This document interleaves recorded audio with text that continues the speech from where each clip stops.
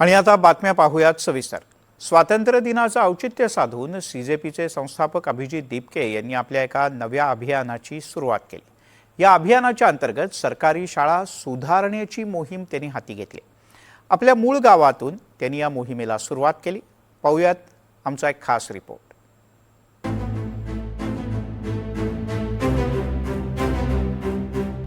हिंगोली जिल्ह्यातील संतूक पिंपरी गाव अवघ्या 300 उंबऱ्याचं हे गाव सध्या राज्यात चर्चेचा विषय आहे। सीजेपीचे प्रमुख अभिजित दीपके यांचं हे मूळ गाव आणि या गावातूनच दीपके यांनी आपल्या स्कूल ठीक करो या नव्या मोहिमेची सुरुवात केली। नवी दिल्लीच्या जंतर मंतरवर आपल्या पहिल्याच विद्यार्थी आंदोलनात विजयाचा झेंडा फडकवणाऱ्या अभिजित दीपकेच्या हस्ते त्याच्या मूळ गावात स्वातंत्र्य दिनाचं ध्वजारोहण करण्यात आलं। ध्वजारोहणाचा समारंभ आटोपताच अभिजित दीपके यांनी शाळेची पाहणी केली असता त्यांना धक्कादायक बाबी आढळल्या। शाळेत विद्यार्थ्यांना बसण्यासाठी पुरेशी बाकं नव्हती, स्वच्छ पिण्याच्या पाण्याचा अभाव, अस्वच्छ स्वच्छतागृह, बंद संगणक आणि खिडक्यांच्या काचा फुटलेल्या आणि त्या झाकण्यासाठी चक्क राज्याचे उपमुख्यमंत्री एकनाथ शिंदे यांच्या बॅनरचा वापर करण्यात आला होता। यानंतर शाळेतल्या छोट्या दोस्तांशी गप्पा गोष्टी करताना तर विद्यार्थ्यांनी सरकारी उदासीनतेचा पाढाच वाचला। अच्छा, कम्प्युटर चालू नाहीये? कम्प्युटरची रूम आहे का? आहे ना, कम्प्युटरची रूम आहे। मला तर दिसलं नाही कम्प्युटर आहे का? आहे, पण दिलेलं आहे ना तुम्हाला कम्प्युटर? नाही म्हणतायत, कम्प्युटर रूम नाहीये ना? कॅमेरे पण नाही। कॅमेरा पण नाही। फोडले? कोणी फोडले? मुलांनी फोडले म्हणजे परत दुसरे लावले की नाही लावले? बर, अजून काय? बाथरूम साफ नाही। मग हे जे यांनी साफ करून ठेवलं होतं ते आजच केलं? चे संस्थापक अध्यक्ष अभिजित दीपके यांनी स्कूल ठीक करो हा नवीन उपक्रम हाती घेतलेला आहे आणि या उपक्रमाची सुरुवात आज त्यांच्या मूळ गावी अर्थात हिंगोलीच्या संतूक पिंपरी येथे राबवलेला आहे। आणि या ठिकाणी अभिजित दीपके यांनी या शाळेमध्ये भेट दिलेली आहे। या शाळेची संपूर्ण पाहणी केलेली आहे आणि गोष्टी जे आहे या ठिकाणी नादुरुस्त असले दिसून आलेलं आहे। आपण वरच्या बाजूला जाण्याचा प्रयत्न करूयात आणि या शाळेची कशी अवस्था आहे हे देखील पाहण्याचा प्रयत्न करूयात। आपण सध्या या जिल्हा परिषद शाळेमध्ये आहोत आणि आपण बघू शकता या शाळेची दुरावस्था कशी आहे। या ठिकाणी आपण जर बघायला गेलं तर ह्या काचेच्या खिडक्या जे आहेत ते तुटलेल्या आहेत। त्याचबरोबर जे शाळेची दुरावस्था झालेली आहे, विद्यार्थ्यांना जे शालेय पोषण आहार दिला जातो त्यामध्ये सुद्धा अनेक गोष्टी आढळून आलेल्या आहेत। अभिजित दीपके यांनी या शाळेची पाहणी केलेली आहे आणि या शाळेमध्ये आपण जर बघायला गेलं तर विद्यार्थ्यांना बसण्यासाठी बेंचेस सुद्धा नाही आहेत। आपण जर बघायला गेलं तर हे विद्यार्थी या बेंचवर बसलेले आहेत आणि मोजकेच केवळ 4 ते 5 बेंचेस या संपूर्ण शाळेमध्ये आहेत।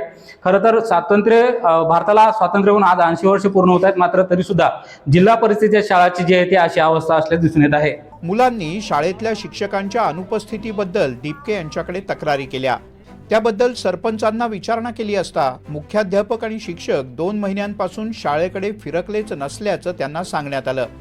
कारण काय तर शिक्षक आणि मुख्याध्यापक सध्या सरकारी कामांवर आणि सर्वेक्षणाच्या ड्युटीवर आहेत। शिक्षण म्हणजे जे काही टीचर्स आहे, मला वाटतं टीचरचं फक्त एकच काम असलं पाहिजे, ते आहे मुलांना शिकवणं, मुलांना घडवणं। SR साठी तुमच्याकडे पैसा नाही का? दुसरे तुम्ही लोक लावा ना, त्याच्याने लोकांना रोजगारी भेटतील। देशात तशी बेरोजगारी खूप झाली आहे ना, तर SR साठी तुम्ही बाहेरून लोक हायर का नाही करत? टीचर्सला का तुम्ही SRच्या कामावर लावतात? कारण की तुम्हाला पैसे वाचवायचे, फुकटमध्ये तुम्हाला काम करून घ्यायचंय ना। तुम्ही करा हायर, देशात एवढी बेरोजगारी तर SR साठी लावा। तर हा सगळा प्रकार थांबवला पाहिजे। टीचर्स ऑलरेडी खूप मेहनत करतात, ते पूर्ण दिवसभर शाळेत राहतात। एवढ्या सगळ्या मुलांना एकत्र सांभाळणं सोपं काम नसतं। याच गावात दीपकेंचं बालपण गेलं। आपल्या शालेय जीवनाची सुरुवातीची काही वर्ष अभिजित दीपके याच गावातल्या या शाळेत होते। त्यांच्या कुटुंबाचं इथे छोटंसं घरही आहे। आपल्या गावातल्या मुलाचा इथल्या गावकऱ्यांना कोण अभिमान वाटतोय? अभिजित दीपके यांनी खरोखरच खूप चांगलं काम केलेलं आहे। त्यांनी आमच्या गावाची आज पाहणी केली। त्यांचा असं आमच्या मलाच नाही, त्यांच्या सर्व गावकऱ्यांना त्यांचा अभिमान आहे। कारण की आम्हाला अपेक्षा आहे अभिजितकडून की ते 100% आमच्या गावाचं नाव हे करतील, आमच्या गावाची शाळा सुधारतील। आमच्या गावाचीच नाही तर आमच्या हिंगोली जिल्ह्यामध्ये ज्या काही शाळा समजा ज्या शाळांची दुरावस्था झालेली आहे त्या शाळा सुधारण्याचा नेमकं 100% प्रयत्न करतील आणि ते यशस्वी होतील। आपल्या पहिल्याच आंदोलनात सरकारला गुडघे टेकायला लावणाऱ्या अभिजित दीपके यांनी सरकारी शाळा सुधारण्यासाठीचं अभियान हाती घेतलंय। सरकारी शाळांची सद्यस्थिती पाहता या अभियानाची खरंच गरज आहे। नीती आयोगाच्या अहवालानुसार सन 2014-15 मध्ये देशातल्या सरकारी शाळांची संख्या होती 11,07,000 इतकी। मात्र 24-25 मध्ये ती घटून 10,13,000 इतकीच राहिली आहे.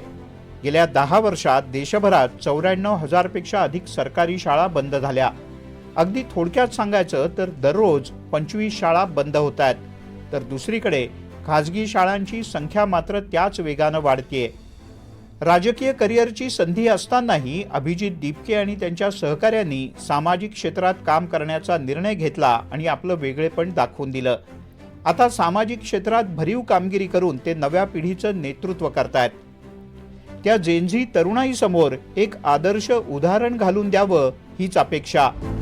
समाधान कांबळे, NDTV मराठी, हिंगोली.